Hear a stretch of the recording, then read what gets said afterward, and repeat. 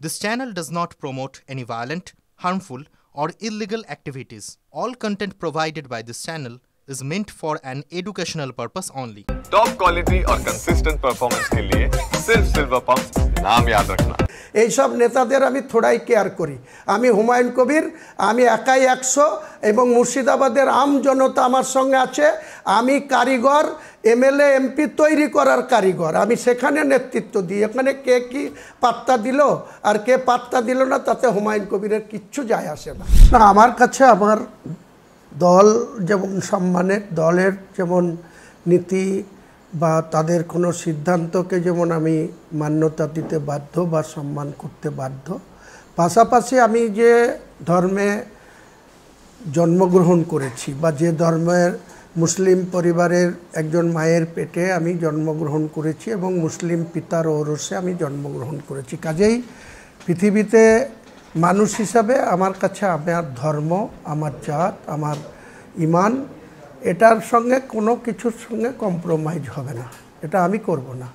তাই আমি আমার জাতিকে বা আমাকে ব্যক্তিগতভাবে যখন বিধায়ক আছি, সেখানে বিধানসভার ভেতর থেকে আমাদের মুসলিম হওয়ার জন্য তাদেরকে বের করে রাস্তায় ফেলা হবে যে কথা শুভেন্দু অধিকারী বলেছেন, তার বিরোধিতা করতে গিয়ে আমি কথা প্রসঙ্গে সাংবাদিক বন্ধুদের বিভিন্ন ঘোর প্যাচ মার প্যাচের বারবার প্রশ্নের মধ্যে আমি এটা বলেছি যে এই ক্ষেত্রে আমার কাছে দল আগে নয়, আগে আমার জাতির সত্তা, তারপরে আমার দলের যে কোনো বিষয়ে আমার বিবেচনা বা তাদের নির্দেশকে আমি মান্যতা দেব।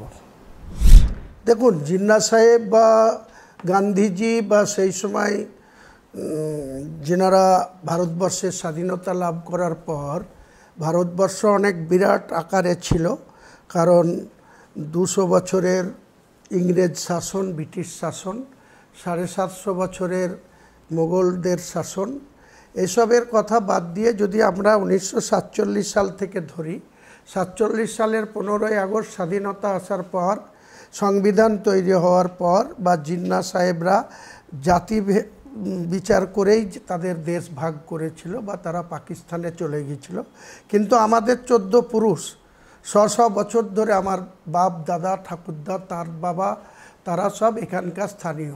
কারণ আপনারা সবাই জেনে থাকবেন যে 15ই আগস্ট 1947 সাল যেদিন এই দেশ ভাগ হয়েছিল বা স্বাধীনতা লাভ করেছিল, সেদিনকে কিন্তু এই প্রায় দুদিন 15ই আগস্টে এই মুর্শিদাবাদ, নদিয়ার একটা অংশ, মালদার একটা অংশ, সেটাকে রাখা হয়েছিল পাকিস্তানের দিকে। কিন্তু সেই সময় আমাদের যারা পূর্বসূরি তারা কিন্তু সেদিনকে যেতে অস্বীকার করেছিল। তারা বলেছিল আমরা ভারতবর্ষ জন্মগ্রহণ করেছি, ভারতবর্ষ আমাদের মাটি, ভারতবর্ষতে আমরা মৃত্যু হবে, এখানেই আমরা কবরস্থ হব, এখানেই কেউ শ্মশানে যাবে, এটাই রীতি। কাজেই আমরা পাকিস্তানকে বয়কট করেছিলাম, পাকিস্তানে যেতে অস্বীকার করেছিলাম। কাজেই তখন ধর্মের ভিত্তিতে দেশ ভাগ হলেও আমি আজকের দিনে এখনও জোর করে বলছি, ভারতবর্ষ আমার মাটি, ভারতবর্ষে আমার পূর্বপুরুষরা 100 বছর এখানে থেকে গিয়েছে, তেনাদের জীবনযাপন অতিবাহিত করেছে, তারা মৃত্যুবরণ করেছে।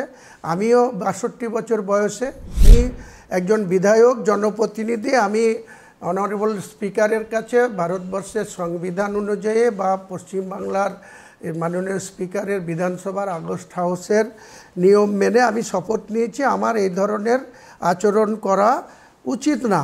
কিন্তু একইভাবে যিনি 1956 ভোটে নন্দীগ্রামে মমতা ব্যানার্জিকে হারিয়েছে বলে সারা বছর ধরে তিনি শুধু একতরফা কথা বলবেন, আমি হিন্দুদের ভোটে এমএলএ, আমি হিন্দুদের জন্য কাজ করব, আমি অন্য ধর্মদেরকে মারব, অন্য ধর্মের মানুষ হলেই সে 1956 ভোটে জিতে একজন 43,500 ভোটে যে বিজেপিকে হারিয়ে বিধায়ক হয়েছে, তাকে তিনি চ্যাংদুলা করে তুলে যে ভাষা প্রয়োগ করেছে, এটা যতদিন বন্ধ না হবে আমি এটার প্রতিবাদ করব, আমি এটা সোচ্চার হব এবং শুভেন্দুর মতো এই ধরনের ভাষার বিরোধিতা করতে আমাকে জাতিসত্তাকেই প্রায়োরিটি দিতে হবে।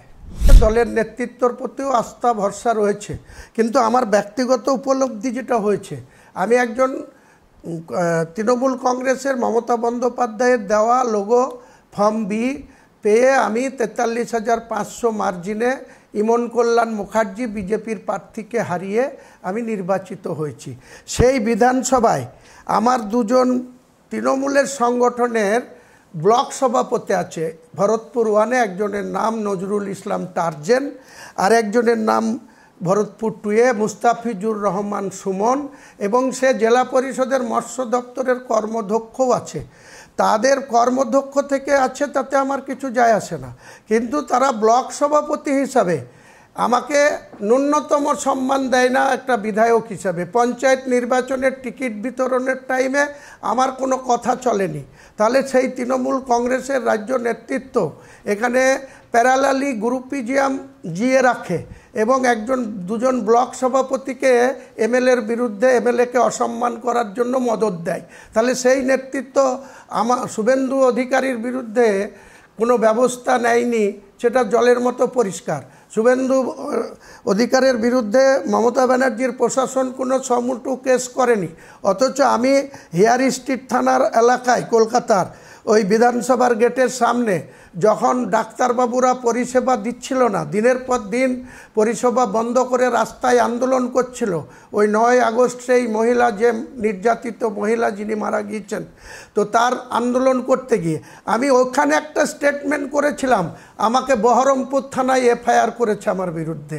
আমি যেদিন যোগী আদিত্যনাথ 30 এপ্রিল 2024 যেদিন শক্তিপুর প্রতাপ সংঘ মাঠে এসে, লাইব্রেরিয়ান মাঠে, এখানকার জেলা শাসক রাজশ্রী মিত্র তার মতো একটা মুখ্যমন্ত্রীকে এখানে হেলিকপ্টার নামার পারমিশন দিল, আর বীরভূম থেকে শুরু করে নদিয়া থেকে শুভেন্দু অধিকারীরা লোক নিয়ে এসে এখানে বলল যে মুসলিম সম্প্রদায়কে এবং মমতা ব্যানার্জিকে আখ্যা দিল তিনি দাঙ্গাবাজ মুখ্যমন্ত্রী, এবং এখানকার তৃণমূল কংগ্রেসরা দাঙ্গা করে। এই দাঙ্গা আমি যদি ইউপি হতো তাহলে 7 উল্টো করে টাঙিয়ে এদের সিধা করে দিতাম, 7 পীড়া মানে 7 জনম এরা দাঙ্গা করতো না। যখন 30 এপ্রিল সেই কথা বলল, তার পরিপ্রেক্ষিতে আমি 1 মে সন্ধ্যা 6:30টায় সেই মাঠের 100 মিটার দূরে আমিও মাইক বেঁধে, আমিও প্রশাসনের পারমিশন নিয়ে এটার বিরুদ্ধে বলেছিলাম যে আপনি মুর্শিদাবাদে দাঁড়িয়ে, যেখানে 72% মুসলিম পপুলেশন, সেই জায়গায় দাঁড়িয়ে আপনি ইউপির অনারেবল মুখ্যমন্ত্রী, কিন্তু এখানে এসে আপনি এটা ইউপি না, এটা বাংলার মুখ্যমন্ত্রীর নাম মমতা ব্যানার্জি, আর এখানে আপনি যদি এটা করে দেখাতে পারেন তাহলে আমি ইচ্ছা করলে 2 ঘন্টার মধ্যে আপনাদের লোককে, আপনার বিজেপি সমর্থকদের আমি ভাগীরথীর জলে নিক্ষেপ করতে পারি। সেই কথাতে ভারতবর্ষের প্রধানমন্ত্রী আমাকে 7 বার আক্রমণ করেছে, আসামের মুখ্যমন্ত্রী আমাকে 4 বার আক্রমণ করেছে। না, 30% মধ্যে তো কত শতাংশ বিজেপির ভোট সেটাকেই ইন্ডিকেট করতে চেয়েছিলাম। তিনি তো আসামের ইউপির মুখ্যমন্ত্রী তো তৃণমূলের ভোট করতে আসেনি, তিনি তো তৃণমূলকে দাঙ্গাবাজ আখ্যা দিচ্ছিলেন, তিনি মমতা ব্যানার্জিকে দাঙ্গাবাজ মুখ্যমন্ত্রী বলছিলেন। তাহলে আমি একজন তৃণমূলের বিধায়ক কি ওই বিজেপির প্রশংসা করব? আমি তো বিজেপিকে এটা বলবই। তিনি যখন বলছে উল্টো করে টাঙাবো, তখন আমি তো বলবই যে তোমাকে ভাগীরথীর জলে নিক্ষেপ করব। মুখ্যমন্ত্রী ব্যবস্থা নিচ্ছেন কি নিচ্ছেন না সেটা তিনার ব্যাপার। আমি অনেক ক্ষেত্রে দলের 2জন ব্লক সভাপতিকে নিবেদন করে আজ পর্যন্ত 1.5 বছর সময় নিয়েছে। যখন পঞ্চায়েত নির্বাচনে মুখ্যমন্ত্রীকে অভিযোগ করেছিলাম যে উনি একতরফা এইভাবে প্রার্থী নির্ণয় করছেন, আপনি দেখুন উনি মাননীয় আইনমন্ত্রী মলয় ঘটককে পাঠিয়েছিলেন, তিনি আমাকে 4 ঘন্টা নিয়ে মিটিং করেছিলেন, তার ফলস্বরূপ 0, নিট ফল 0।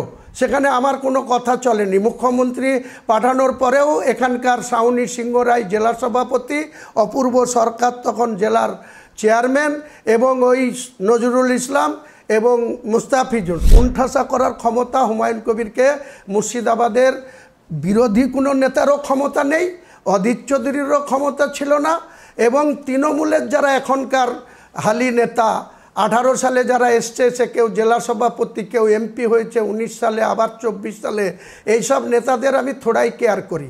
আমি হুমায়ুন কবির, আমি একাই 100 এবং মুর্শিদাবাদের আম জনতা আমার সঙ্গে আছে। আমি কারিগর, এমএলএ এমপি তৈরি করার কারিগর, আমি সেখানে নেতৃত্ব দিই। এখানে কে কি পাত্তা দিল আর কে পাত্তা দিল না, তাতে হুমায়ুন কবিরের কিচ্ছু যায় আসে না।